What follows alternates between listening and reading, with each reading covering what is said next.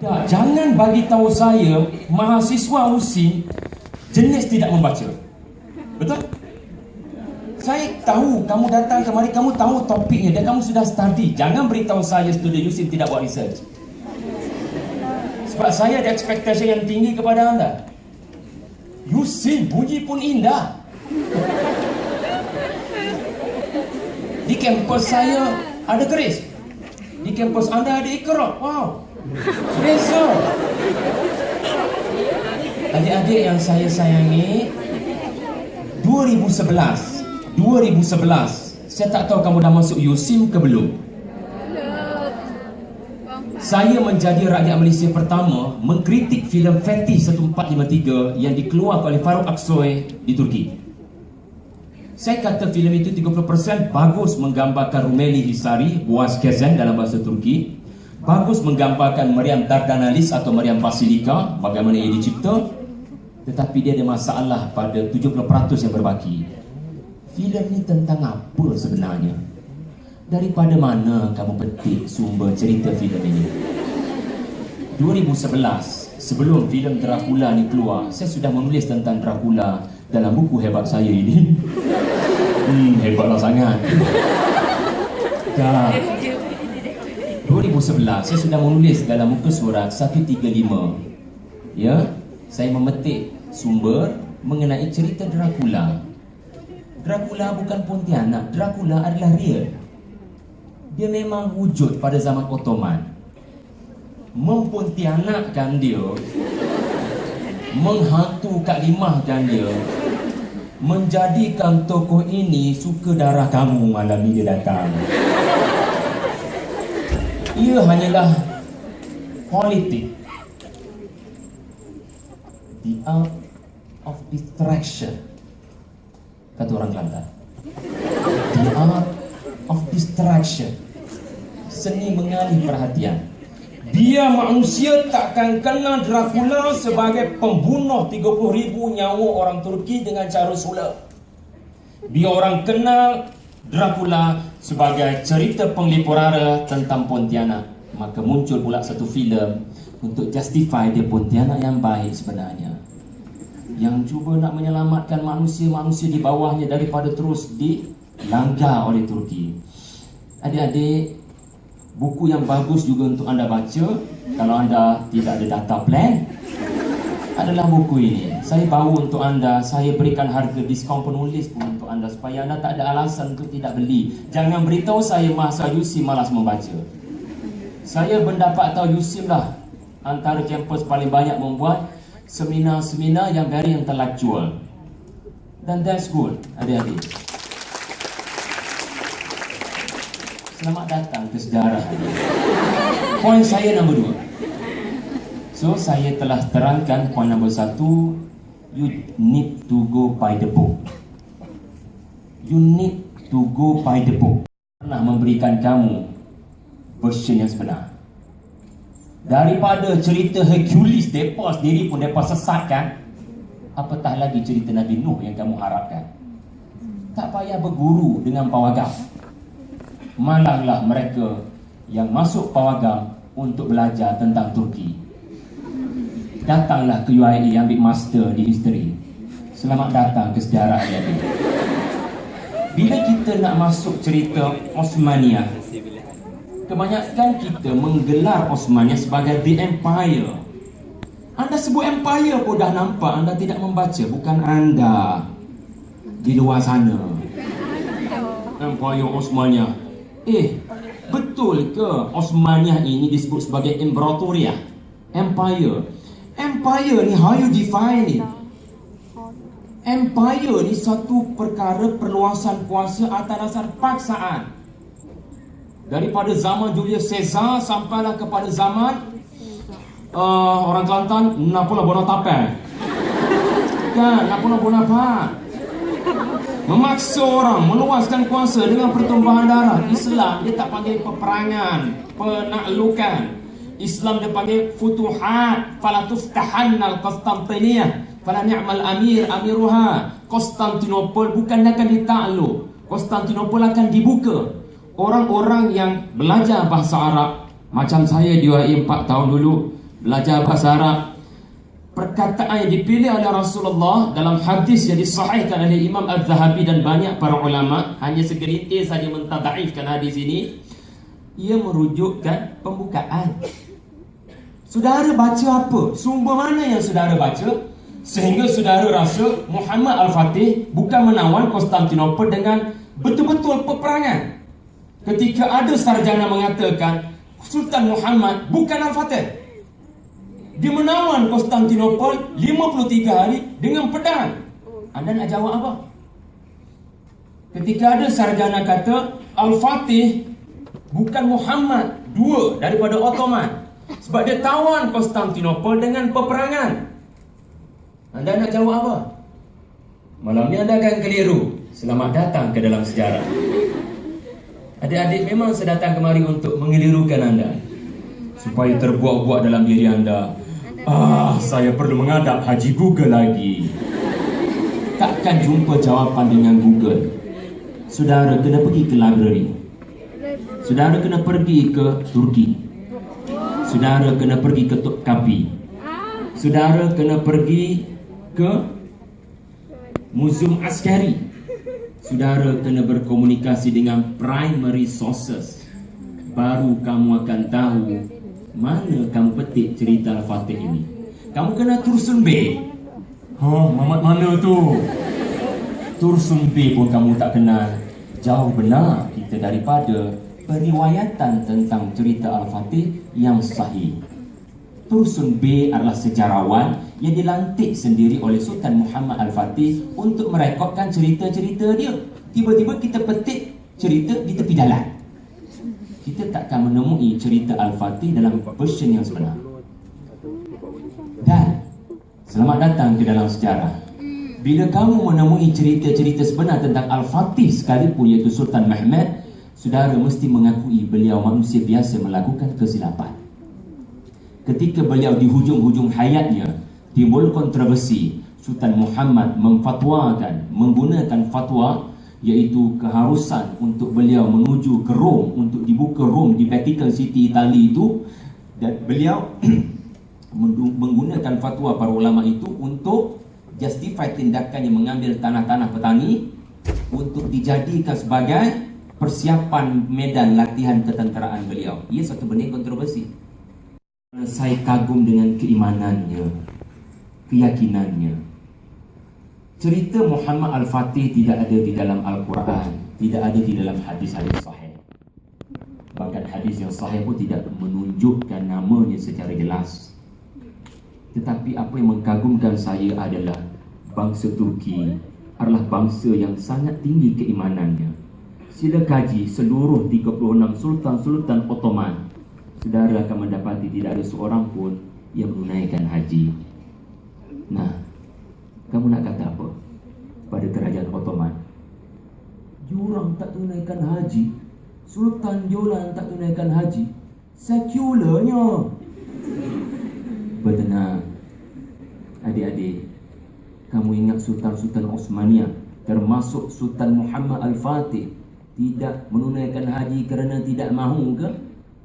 Mereka tidak mampu. Tidak mampu bukan erti tak ada duit. Menunaikan haji dulu 1400, 1500 dengan 2000 berbeza. Anda tidak ada flight. Kalau anda menunaikan haji dari Istanbul ke Medina ke Makkah, paling kurang anda perlu meninggalkan pusat pentadbiran anda untuk tempoh 3 bulan. Kalau Sultan tinggalkan khilafah 3 bulan, musuh sangat seronok untuk membantai dan membelasah Empire Devlet Ottoman.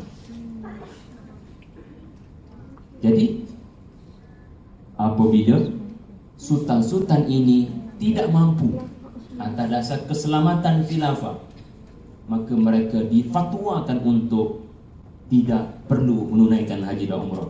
Sultan saja, yang lain silakan.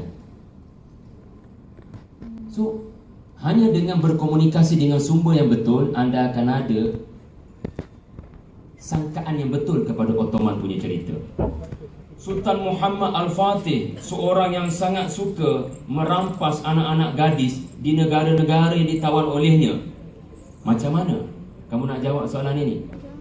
Jadi adik-adik, saya ingin mengatakan dalam poin nombor 2 saya tadi, dalam poin nombor 1 anda perlu primary sources. Saudara kena kenal siapa Profesor Halid Inalcak. Saudara kena kenal siapa Profesor Ilba Ortaili. Siapa lama mat tu semua. Malanglah kita. Erdogan minggu lepas menggegarkan dunia dengan statement kontroversi, iaitulah 214 tahun sebelum Columbus menemui Amerika, sudah ada pelayar Muslim menemui Amerika. Bising satu dunia, menghentam Erdogan atas kata-katanya yang mengatakan ada seseorang sebelum Christopher Columbus menemui Amerika, ya. Tetapi apabila Profesor Ilba Ortaili mempertikaikan sumber Erdogan ini, maka orang-orang Turki sendiri mula ragu daripada mana sumber Erdogan ambil ini. So, selamat datang ke dalam sejarah pada Erdogan. Dia boleh pimpin. Alhamdulillah, sekurang-kurangnya beliau menghadapi banyak cabaran masa pilihan raya kampus. Dan bukan mudah nak jadi presiden MPP. Saya kenal saudara Hariri, mantan Yusuf, saudara Azben ada di sini, mantan presiden anda. Saya kenal beberapa lagi yang saya tak ingat namanya. Apa kamu ingat mereka saja-saja nak cari populariti dengan masuk MPP? Dengar suara hati beliau. Adik-adik, orang yang boleh lead MPP pastinya ada pengalaman mengembala kambing. Sebab ia membabitkan ujian emosi. Cerita Al-Fatih, cerita leadership. Saya kaji Al-Fatih di peringkat master saya postpone sekarang sebab komitmen saya pada training dalam inspirasi cerita Al-Fatih. Saya tulis 2 buku tentang Al-Fatih. Saya pergi ke Turki 2 kali. Semua ini kesimpulannya, ia adalah cerita tentang pemuda yang keimanannya tidak based on logic. Kalau based on logic, orang akan kata, you nak tawan Konstantinopel, poyo. Kerja poyo. Muda lagi 21 tahun, enjoy your life. Dah 12 percubaan gagal, 826 tahun orang gagal, yang kamu semangat jadi sultan yang amboi-amboi. Jadi sultan umur 19 tahun nak belagak tawan Konstantinopel, Perak. Saudara, kalau memilih untuk tawan Konstantinopel, saudara mengundang masalah besar kepada Yeniseri. Saudara mengundang masalah pada Perdana Menteri anda sendiri, Halil Pasha, bukan Ilham Ashraf, Halil Pasha. Saudara mengundang masalah kepada Maharaja Paleologus, Maharaja Konstantinopel. Saudara cari masalah. Tetapi inilah leader. Dia menjadikan masalah sebagai cabaran. Dia tidak menjadikan masalah sebagai masalah. Ustaz Elias masuk da'i milenial. Adakah kamu anggap Ustaz mahukan populariti? Ya. Beliau mahu belajar macam mana untuk membaiki diri untuk jadi penyampai yang lebih baik. Adik-adik, beginilah ya. Saya biasa cakap Al-Fatih ni paling kurang 3 jam adik-adik. Tapi beginilah. Cerita Al-Fatih adalah cerita pemuda 21 tahun yang berjaya pimpin 150,000 tentera untuk menawan kota terkebal di dunia menggunakan teknologi yang paling advance dan strategi yang paling advance. Dan tolong jangan kenal Al-Fatih hanya pada 1453 sahaja, please. Saudara mesti kenal Al-Fatih daripada bagaimana beliau menyelamatkan dunia daripada kezaliman Dracula. Saudara mesti mengenang beliau sebagai hampir-hampir kota Rom jatuh ke tangan beliau. Hampir-hampir kota Rom jatuh ke tangan beliau, sehingga ada sarjana kata, kalau Allah menangguhkan kematian beliau setahun saja, Vatican City hari ini bukan Vatican City hari ini. Kemungkinan dia adalah Istanbul. sebab berjaya didekati oleh tentera Mehmed II. Kerana tentera Mehmed II sudah kawan selatan Itali Otranto, Sultan Mehmed meninggal dunia kerana gout, bukan diracun. Dia perbezaan riwayat lah, cuma kamu ambil yang mana yang paling sahih. Itu je isunya. Jadi adik-adik yang saya hormati, maka sebagai mahasiswa-mahasiswi Muslim, untuk menjadikan Al-Fatih sebagai tokoh, saudara mestilah jadi manusia yang ada jati diri. Jangan masuk usip untuk kejar foreplay dan seumpama dengannya. Saudara masuk UC sebab saudara pemimpin dunia pada masa akan datang. Tolong pastikan bilik anda ada globe dan ada peta dunia. Malang. Sekiranya mahasiswa Islam di hadapan saya ini, di dalam biliknya tidak ada globe atau peta dunia, Muhammad Al-Fatih hidupnya berlantaikan peta dunia. Di tangan kirinya peta, di tangan kanannya Quran. Maka kamu bawa baliklah sebentar lagi keluar daripada dewan. Di tangan kanan kamu Quran, di tangan kiri kamu buku saya ada. Pertama sekali apa ya, mengkaji agama. Kenapa kita adakah barat ni sahaja yang mengkaji ni semata-mata nak rosakkan aja, ataupun memang diorang kaji kerana memang diorang ikhlas nak kaji pasal agama. Baik, tadi saya kata apa? Sejarah dicipta berdasarkan pembiasan. Kita melihat sejarah berdasarkan kacamata kita sendiri. Betul ya Ustaz? Jadi bila kita lihat sejarah berdasarkan kacamata kita sendiri, memang dia akan berdasarkan siapa menang. Betul tak? Betul kan? Itu sebab cerita macam-macam keluar.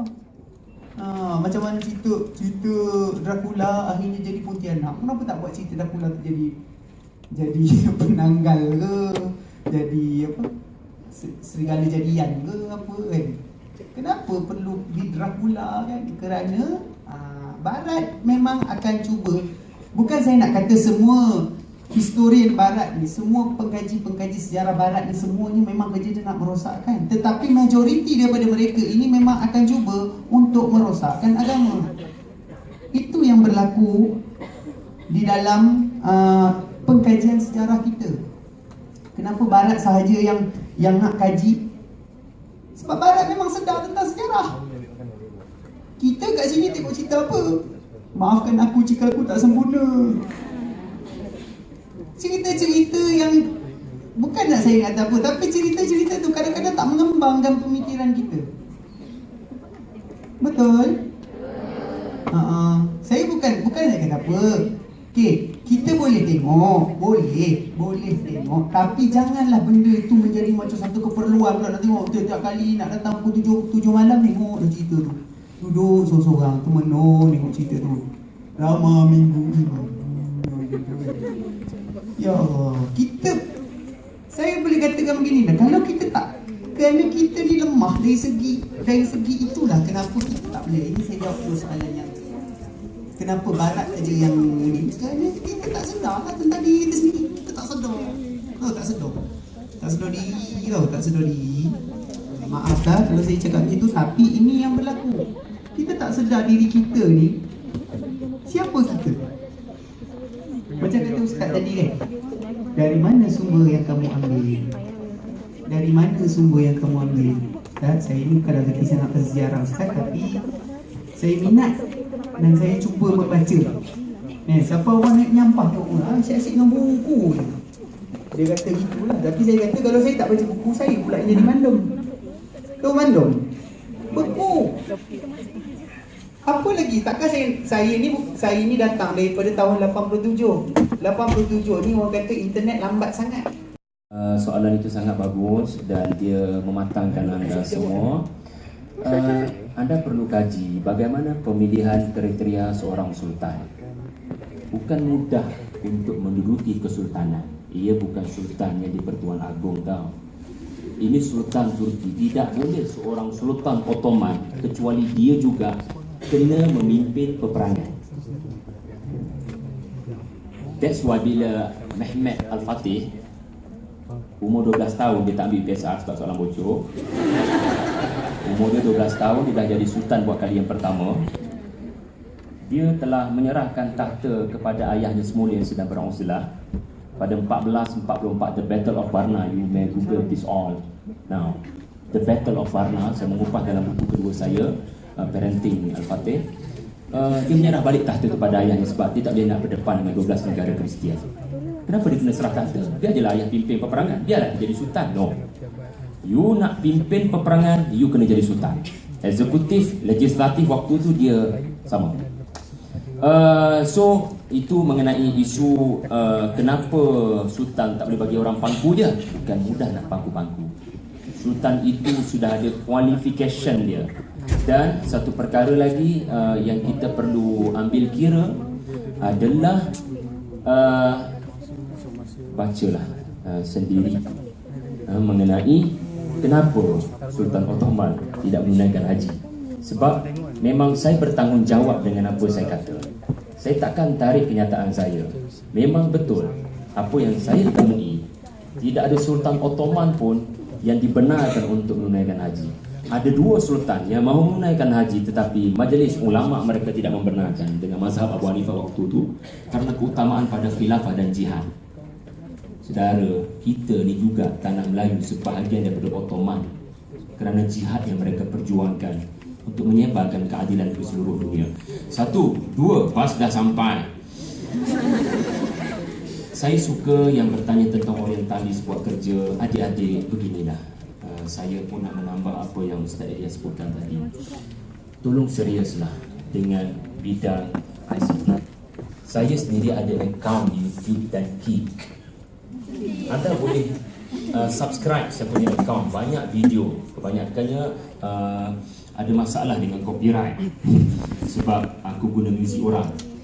Tetapi saya sendiri adalah pengguna tegar YouTube. Saya buat video saya untuk bakar semangat orang. Ramai yang terbakar, ya, tapi kebakaran lagi. Jadi adik-adik, saya buat video dengan iMovie sekarang. Very simple guna MacBook saya. Dahulu saya guna Movie Maker sahaja. Sebab zaman ceramah dah berlalu. Zaman sekarang, zaman pawagam, itu pedang yang sangat tajam. Saudara kena berlawan pedang ini sekarang kerana pedang mereka telah menyembelih Sultan Mehmed dengan mudah sahaja 2 jam lebih. Jadi anda kena faham, ini pedang kita sekarang. Kalaulah saya boleh buat sepi, software apa yang anda gunakan untuk buat video sekarang? Tolong serius adik-adik, kita memerlukan ramai Mak Lutufi. Kita memerlukan ramai Cikgu Syida. Bukan maksud saya saja-saja, tapi ada tazkirah. Anda kena mesra. Yang muslimat, kamu kena pandai lah untuk jaga batasan syarak. Tapi poin saya, gerakan Zionis dengan proksi-proksinya sudah mengisytiharkan untuk membunuh pemikiran anda sebelum diorang bunuh jasad anda. Tiba-tiba kita buat dek, mereka tembak kita dengan mudah saja, dengan Hollywood, dengan Disneyland, dengan Walt Disney dan seumpama dengannya. Kedua, tolong serius, saya harap mahasiswa USIM adalah mereka yang ada sarjana yang kedua, iaitu sarjana dalam bidang ICT. Kena ada akaun YouTube, kena biasakan buat video, publish pada orang. Saya suka bila dua negara korespon pada video saya, nak berkenalan. Sebab video itu adalah disampaikan dengan bahasa universal, bahasa Inggeris. Rasanya dah tak ada masa. Beginilah begini. Tadi begini. Adik-adik, tak payahlah bincang pasal Dracula. I hate it. Apa nak bincang pasal Dracula? Pontianak apa benda je tu? Bincang pasal kamu. Kamu tu adik-adik, Masya Allah, beginilah. Cerita Dracula ni adalah cerita munafik yang sentiasa ada sepanjang zaman. Muhammad dah menang tawan Konstantinopel, tapi dia tidak boleh selesa.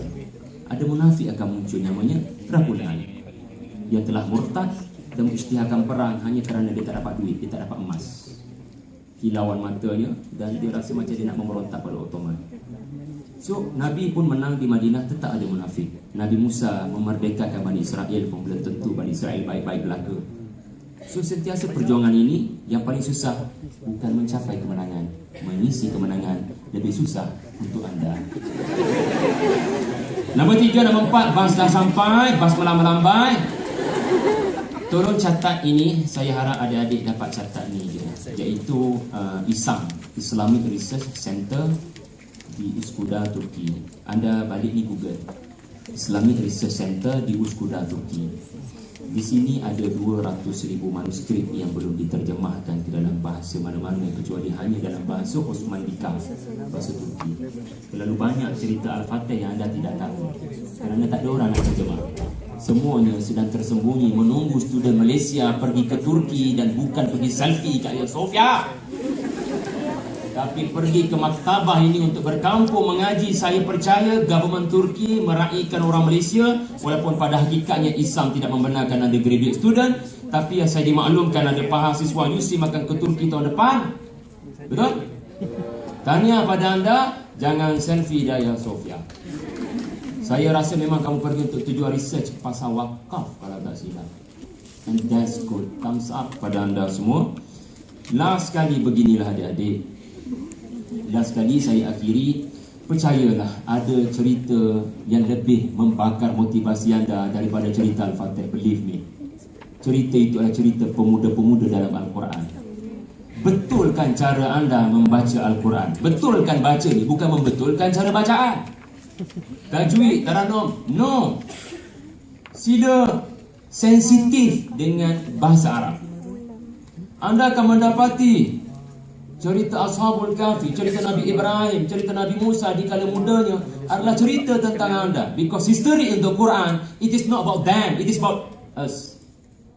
Dengan syarat kamu buang spek mata yang kamu pakai selama ni, pakai spek mata Ibrah. Hari Isnin, 5 suku petang. Bukan itu yang saya maksudkan. Maksud saya pakai spek mata dengan ibrah. Sebab Allah mendiamkan banyak watak di dalam Al-Quran supaya cerita itu kekal universal. Siapa Luqman? Bukan Sokrates. Sokrates tak payah bergaduh. Zulkarnain, Alexander ke tidak? Tak payah bergaduh. Siapa nama-nama Ashabul Kahfi? Tak payah bergaduh. Allah kekalkan nama-nama itu universal without detail supaya anda merasakan anda sebahagian daripada cerita itu. Percayalah, cerita dalam Al-Quran lebih memotivasikan anda. Dan saya mengharapkan topik malam ini membakar semangat anda untuk studi mengenai akhir zaman. Kerana hadis pembukaan Konstantinopel juga merujuk bukan sekadar pada Muhammad Al-Fatih, tetapi merujuk kepada sebaik-baik tentera daripada Madinah dan sebaik-baik raja, iaitu Imam Mahdi. Sila baca hadis yang lebih banyak tentang Konstantinopel dalam Sahih Muslim. Saudara akan merasakan bahawasanya dunia ini akhirnya akan dimenangi oleh umat Islam di sebalik kejahatan Dajjal dan proksi-proksi Dajjal yang ada sekalipun. Adik-adik, minta maaf ada masa lebih. Allah, minta maaf terkasar bahasa. Pada pensyarah saya sangat minta maaf kalau terkasar bahasa. Allah. Assalamualaikum warahmatullahi wabarakatuh.